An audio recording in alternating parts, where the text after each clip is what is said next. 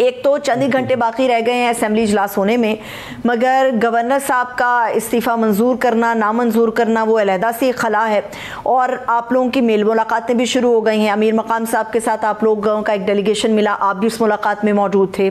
इसके अलावा JUI के मरकज़ में भी पाकिस्तान तहरीक इंसाफ का एक डेलीगेशन गया। किस चीज़ पे हिमायत दरकार है आपको? चीज़ें तो बहुत सारी हैं। बिस्मिल्लाह, बहुत शुक्रिया। देखिए, एक सियासी अमल है और अक्सरियत, हमारे पास तो अक्सरियत है, 92 मेंबर्स हमारे अपने हैं।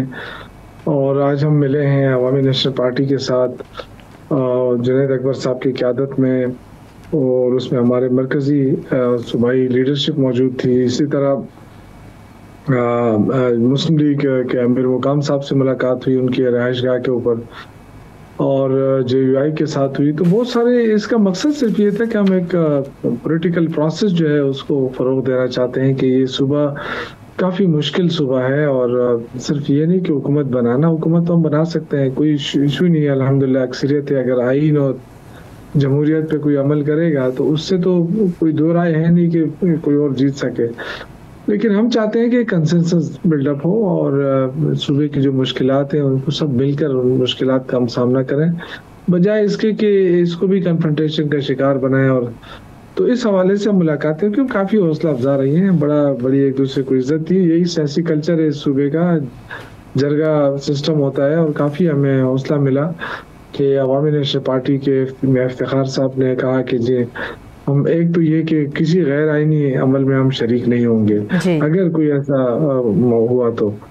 और दूसरा, मुस्लिम लीग नून से भी काफ़ी पॉजिटिव उन्होंने कहा कि जी हम भी चाहते हैं कि स्मूथ अमल हो और सुबह की जो मुश्किलात हैं वो सब मिलकर हल करें। तो बहरहाल हर पार्टी का अपना स्टांस होता है। हम तो एक जरगे के तौर पे गए हैं, अपना हक पूरा किया है सूबे के हवाले से। बाकी हमारे पास अक्सरियत पूरी है और हम चाहते हैं कि एक सियासी अमल है, एक जमहूरी अंदाज में ये अमल मुकम्मल होना चाहिए, ताकि जो अमन व अमान की सूरत हाल है अफगानिस्तान के साथ इस वक्त जो इश्यूज चल रहे हैं, इन सब में लाजिम है कि यहाँ पे एक मजबूत हुकूमत हो और मजबूत और स्ट्रांग फैसले किए जाए। ठीक है, लेकिन शौकत साहब, ये बड़ा एक जमहूरी और बेहतरीन अमल है कि तमाम सियासी जमातों के साथ आप लोगों ने कोशिश की है कि मामलात को बिल्कुल अच्छे अंदाज में आगे बढ़ाया जाए। कल जो असेंबली का इजलास होने जा रहा है, सुहेल अफरीदी साहब को जो है वो अपने इंतखाब करवाना है, लेकिन क्या वजह है कि हमारे सामने इस सुहेल अफरीदी साहब के मामले को लेकर ऐसी खबरें, क्योंकि हमेशा ये कहा जाता है धुआं वहीं से उठता है जहाँ पर चिंगारी हो,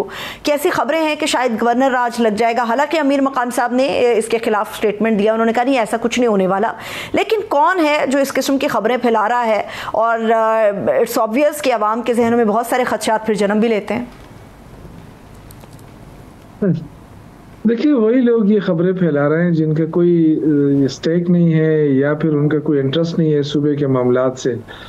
वैसे जो हालात इस वक्त चल रहे हैं उसमें आप गवर्नर हाउस का तो, गवर्नर राज का तो कोई सोच भी नहीं सकता। और क्यों गवर्नर राज लगेगा? मतलब एक पार्टी है, उसको अक्सरियत मिली हुई है, मैंडेट मिला हुआ है आवाम की, तो फिर 4 करोड़ आवाम की तौहीन है मैंडेट की। और ये हक हासिल है तहरीक इंसाफ के कि वो किसको अपना लीडर बनाती है सूबे के लिए। तो पहले अली अमीन गंडापुर साहब थे, उन्होंने भी अच्छा डिलीवर किया। और क्योंकि उससे पार्टी के मामलात ऐसे थे जो नहीं हल हो रहे थे, तो उसकी वजह से इमरान खान ने फैसला किया और सूबे की लीडरशिप में तब्दीली का। तो ये तो अंदरूनी मामला है पार्टी का, इससे किसी और को ना तकलीफ होनी चाहिए ना इस पे तशवीश होनी चाहिए। ये जमहूरी अमल है, लेकिन शौकत साहब कौन से मामला थे जो हल तलब थे लेकिन हल नहीं हो रहे थे जब तक गंडापुर साहब थे? क्या ये पार्टी के अंदर अंदरूनी तौर पर इख्तलाफात थे या इंतजामी नौयत के मामला थे?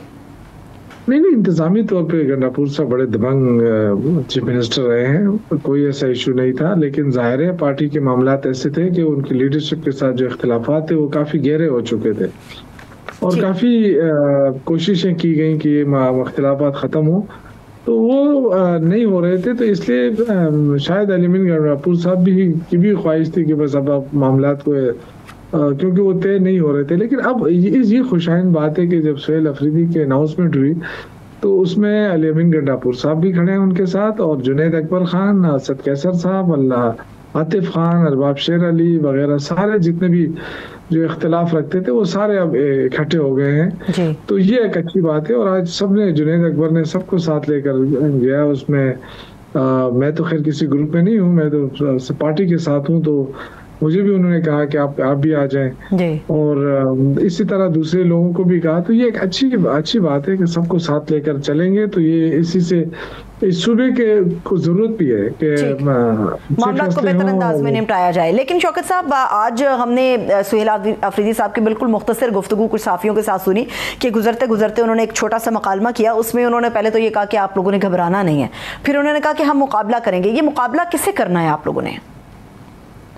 नहीं, वो देखें, सुहेल का जो इशारा होगा शायद इस तरफ होगा ना कि वो 92 मेंबर हैं और यहाँ पे कुछ लोग कह रहे हैं कि जी आज़ाद मेंबरान हैं, ये किसी और तरफ भी जा सकते हैं। तो उस हवाले से उन्होंने कहा होगा कि लोग कहीं नहीं जा रहे। तहरीक इंसाफ को छोड़ना इस वक्त ऐसा है जैसे खुदकुशी है। पॉलिटिकल खुदकुशी कोई भी नहीं करेगा, क्योंकि खैबर पख्तूनख्वा के अंदर जो है दूसरी पार्टियों का की वजूद ही नहीं है। ना वो वोट ले सकते हैं, ना वो असेंबली में पहुंच सकते हैं। जब तक आप वही फॉर्म 47 वाले इशू पे ना आए, तो बनी बनाई सीटें लोगों की, वो क्यों अपनी सीटें जाया करेंगे, क्यों अपनी सियासत खत्म करेंगे?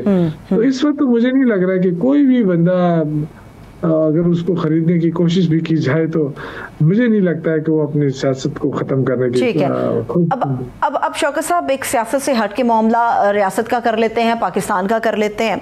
आप लोगों की तरफ से बड़ी रेजिस्टेंस आ रही है पाकिस्तान तहरीक इंसाफ की तरफ से, जो मौजूदा सूरत हाल है सिक्योरिटी के हवाले से।